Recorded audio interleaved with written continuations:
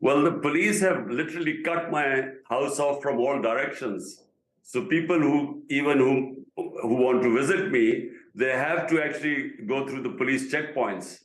So, it means there's going to be yet another operation. I have had about 3 or 4 operations on my house.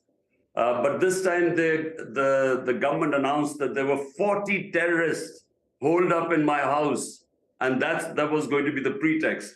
I mean, they are by terrorists, I suppose they mean the violence that was sparked after your last arrest. I mean, just to clear this up, I mean, did anybody in your organization have any role in organizing that, in orchestrating that? Did they know it was happening? Did they take part in it?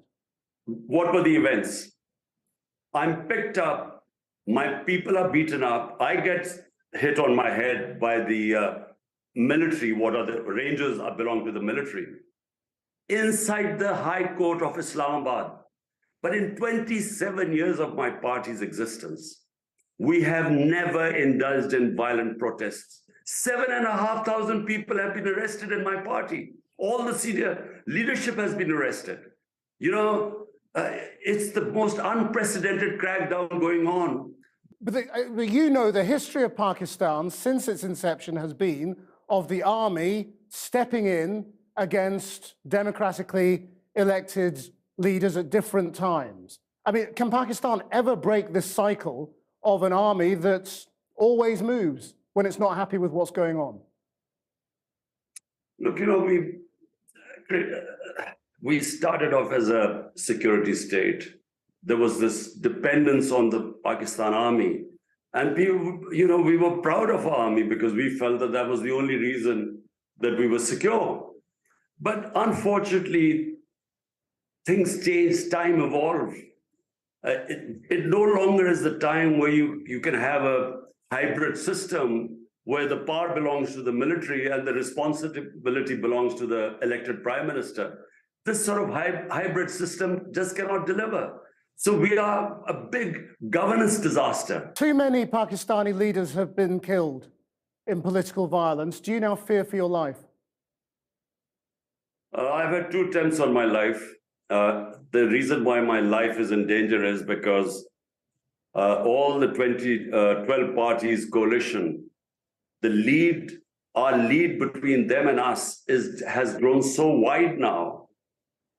Since we were ousted from power in the last few months, out of the 37 by-elections, we have swept 30 of them.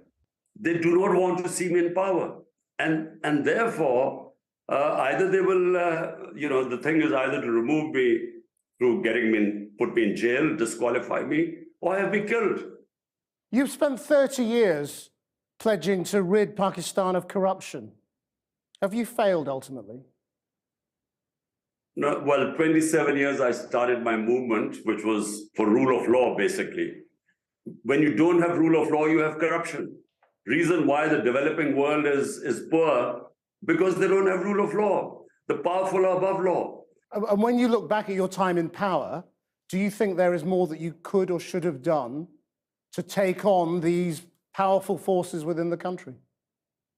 Well, with hindsight, when I won the election and I had a coalition government with a thin majority, I should have called for re-elections.